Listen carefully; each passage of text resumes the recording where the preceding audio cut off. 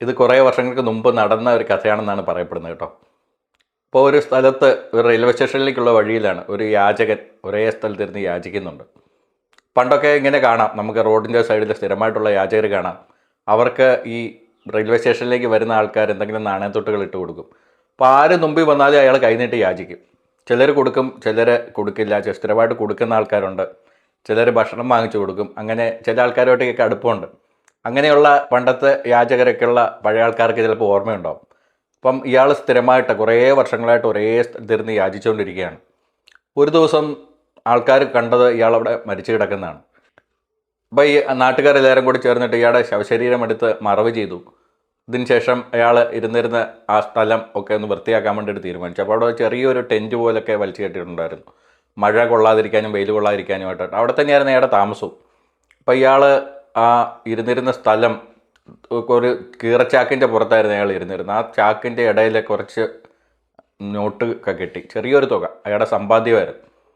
അങ്ങനെ ആ ചാക്കൊക്കെ മാറ്റിയതിന് ശേഷം പിന്നെ അയാൾ ഇരുന്നിരുന്ന സ്ഥലത്തെ കുറച്ച് മണ്ണൂടൊക്കെ മാറ്റി അവിടെ ലെവലാക്കാമെന്ന് നാട്ടുകാർ തീരുമാനിച്ചു. അങ്ങനെ തൂമ്പ കൊണ്ടിങ്ങനെ വലിച്ച് മണ്ണ് മാറ്റുന്ന സമയത്ത് ഇയാൾ വർഷങ്ങളായിട്ട് സ്ഥിരമായിട്ട് ഇരുന്നിരുന്ന അതേ സ്ഥലത്ത് തൂമ്പ കുറച്ച് ആഴത്തിലേക്ക് ചെന്ന് കഴിഞ്ഞപ്പോൾ ഒരു ലോഹത്തിൽ തരുന്ന സൗണ്ട് കിട്ടും.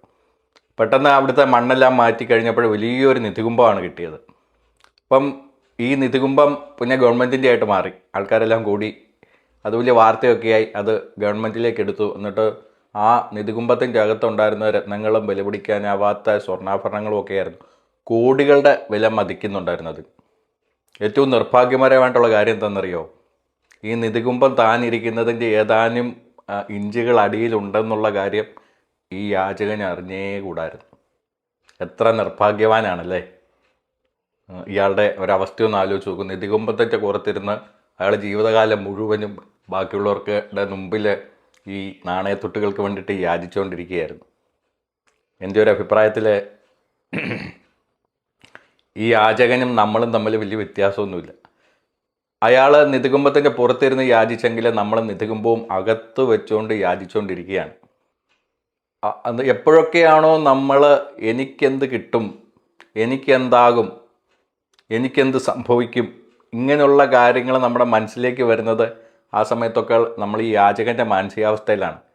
ആ സമയത്ത് ആരെങ്കിലും എന്നെ സഹായിക്കണം, അവരിൽ നിന്ന് എനിക്കെന്ത് കിട്ടും എന്നുള്ള ചിന്ത, ഇതൊക്കെ വരുന്ന സമയത്തൊക്കെ നമ്മൾ ആ യാചകൻ്റെ മാനസികാവസ്ഥയിലാണ്. ഇനി എനിക്കെന്ത് കൊടുക്കാൻ വേണ്ടിയിട്ട് പറ്റും എന്നുള്ള ചിന്ത നമ്മളുടെ ഉള്ളിൽ വരുന്ന സമയത്ത് നമ്മൾ ഒരു ചക്രവർത്തിയെപ്പോലെ നമുക്ക് ഇവിടെ ജീവിക്കാൻ വേണ്ടിയിട്ട് സാധിക്കും. ചക്രവർത്തിയായിട്ടാണ് ജനിച്ചത്, പക്ഷേ ഏതോ ഒരു സമയത്ത് നമുക്ക് എന്ത് കിട്ടും, എനിക്കെന്താകും എന്നുള്ള കാര്യങ്ങളൊക്കെ ചിന്തകൾ വരുന്നതിനോടൊപ്പം തന്നെ നമ്മുടെ അറിയാതെ തന്നെ നമ്മുടെ ഉള്ളിലൊരു യാചകഭാവം വരുവാണ് ചെയ്തത്. അപ്പോൾ എനിക്കെന്ത് ചെയ്യാൻ വേണ്ടിയിട്ട് പറ്റും ബാക്കിയുള്ളവർക്ക് വേണ്ടിയിട്ട്, ഈ ചിന്ത വരുന്ന സമയത്ത് നമ്മുടെ ഉള്ളിൽ വലിയൊരു നിധിയുടെ ഭാഗം നമുക്കറിയാൻ വേണ്ടിയിട്ട്, തിരിച്ചറിയാൻ വേണ്ടിയിട്ട് നമുക്ക് പറ്റുന്നുണ്ട്. നമ്മൾ ലോകത്തിനെ മുഴുവൻ നിയന്ത്രിക്കുന്ന ചില ആൾക്കാരുണ്ടല്ലേ, ഇവരും നമ്മുടെ പോലെ തന്നെ ഒരു അച്ഛൻ്റെയും അമ്മയുടെയും മകനോ മകളായിട്ട് ഇവിടെ പിറന്നതാണ്. അപ്പം അവർക്ക് എന്തുകൊണ്ടാണ് അത് സാധിച്ചത്? അവർക്ക് 24 മണിക്കൂറാണുള്ളത്, നമുക്ക് 24 മണിക്കൂറുകളാണ്. നമ്മളെന്താണ് ഈ സാധാരണക്കാരായിട്ട് ജീവിക്കുന്നതും അവർ ലോകം മുഴുവനും അറിയപ്പെടുന്ന ആൾക്കാരായിട്ട് മാറിയതും? ലോകത്തിനെ നിയന്ത്രിക്കാനുള്ള ശക്തി അവർ എങ്ങനെയാണ് നേടിയെടുത്തത്? അപ്പം അത് വളരെ നിസ്സാരമാണ്. അവരുടെ ഉള്ളിലെ നിധിയുടെ കുറച്ച് അംശങ്ങൾ അറിഞ്ഞ ആൾക്കാരാണ് കേട്ടോ. അപ്പം നമ്മുടെ ഉള്ളിൽ ഈ ലോകത്തിനെ മുഴുവൻ മാറ്റാൻ വേണ്ടിയിട്ടുള്ള ശക്തിയുണ്ട്.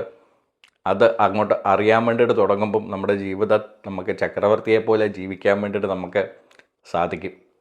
ഇനി ആ നിധി പൂർണ്ണമായിട്ട് അറിഞ്ഞു കഴിഞ്ഞാൽ എന്താണ് സംഭവിക്കുന്നുള്ളത് പുതിയൊരു വീഡിയോയിൽ നമുക്ക് ചർച്ച ചെയ്യാം. എല്ലാവർക്കും നമസ്കാരം.